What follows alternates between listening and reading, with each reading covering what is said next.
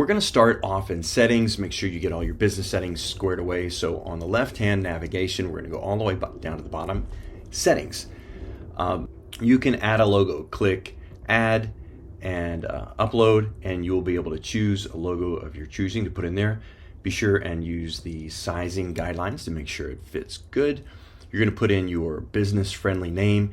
Now, what business-friendly name is, there are things called custom values. And if you're not familiar with custom values, we'll get to those. But essentially, when you are messaging people, say you're messaging a lot of prospects or a lot of customers, inside the messaging, you'll use custom values such as location, name, appointment, time, things like that. And it's going to dynamically input that information in for you.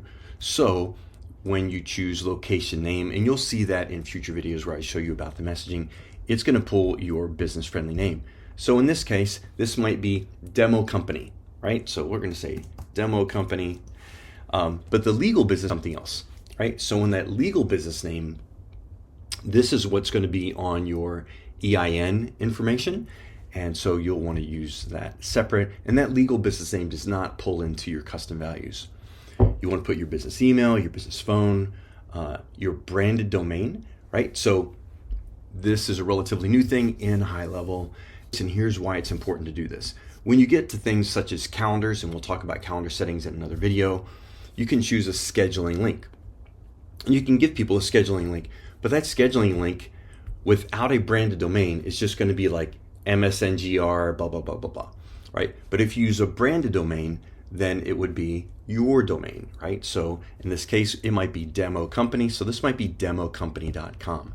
Or you could use a subdomain. If you put that in, business niche, you can skip over that part. Be sure and always hit update information. It's not going to automatically save unless you do that.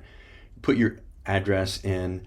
Now, if you're going the lead connector route, this is another video, but let me tell you about your texting. If you're going to text, well, you are going to text, you're either going to use the LC phone connector system, which is HighLevel or inside of HighLevel, or you're going to use Twilio directly. And there are advantages and disadvantages to each.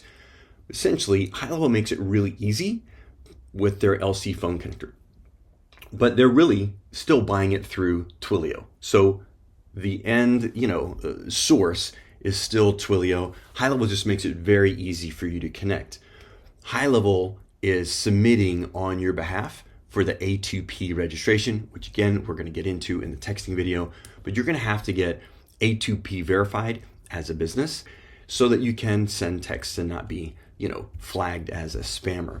And so this legal business name and info is important because HighLevel is going to take that information and submit it to Twilio so they can submit it to the campaign registry to get you approved. But you want to make sure that this is accurate, as accurate as you have on your incorporation documents. Same with the address, because they're going to verify that. Business type, are you a co-op, a corp, an LLC, whatever you might be, whatever industry you're in, your business registration. So for most people in the US, it's going to be an EIN. So you choose that and here, or if it's not registered, you would click that.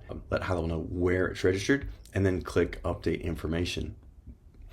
And then that way they'll take this information and submit it to get approved for your phones. Now, if you use Twilio directly and don't go through the LC phone system, then it doesn't really matter what you put in here because you have to provide the information directly to Twilio. Twilio is not going to come here and look at it. You're providing it directly to them. And over here about authorized representative.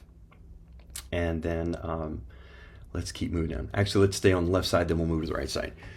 Call and voicemail settings. So this is when someone calls you on your tracking number or your Twilio number. Essentially, when they call you and it times out, you want to leave a message, right? So you might say, timeout after 10 seconds and upload a video. So this is your outgoing message like, hey, this is Dar at Biz Dominance. Sorry we missed you. We're helping other clients. Please leave a message and we'll get back to you. So all you simply do is record that message on your phone. If you're like me and have your iPhone, just record it in the memo notes and then share that to your computer. And of course, it's going to be an MP4 file.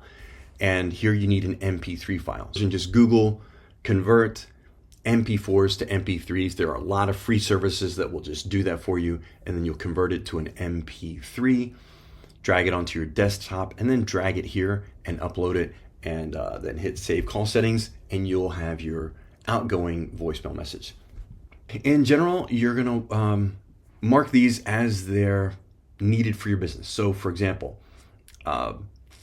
if you have a business that your clients all over the US, I would not disable contact time zones. But if you have local businesses, for example, our SaaS clients are chiropractors, and the chiropractors are just seeing people in their area. So anyone who's scheduling with them is not scheduling from a different time zone. So in their case, I disable the contact time zones. So their patients don't accidentally click Pacific Standard Time when they're in East Standard Time, and then they get the wrong appointment reminder. You can merge Facebook contacts. You can allow duplicate opportunities. You can mark emails as invalid due to a hard bounce, and I would definitely do that. You can also validate phone numbers when the first SMS comes in. You can do that. You're gonna have to pay a little bit for it, but it's a good idea to do it. If you do allow duplicate contacts, if someone gives you information a little bit different one time, and then they come through your system again and they give you a little bit different information, it's going to create duplicate contacts.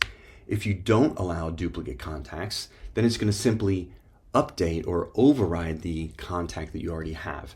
Now, you can find based on phone first and email second, or the other way around if you like. If you're seeing this now, you don't even need campaigns and triggers. It's an old function that has been replaced by workflows. Missed call text back is a very, very cool feature.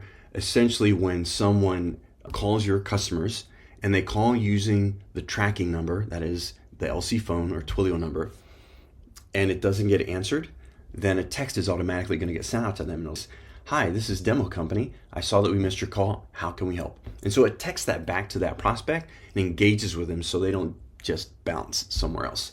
You can also change it, right? So you can make this message say anything you want. We'll see you on the next video.